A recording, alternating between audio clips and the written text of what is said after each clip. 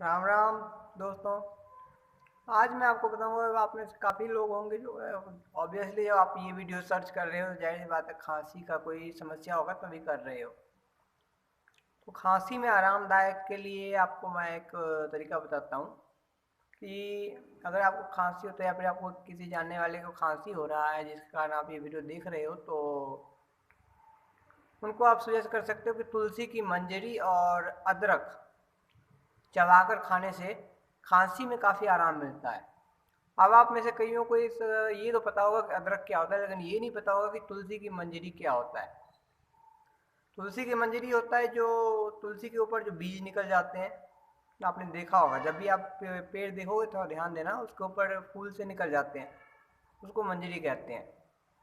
उसको अदरक के साथ खाना है, उससे खांसी में काफ़ी आराम मिलता है। जय हिंद। अगर और कोई कुछ सवाल हो, कुछ चीज़ समझ नहीं आता तो आप हमें कमेंट कर सकते हैं, मैं आपको कमेंट में समझा दूंगा। राम राम।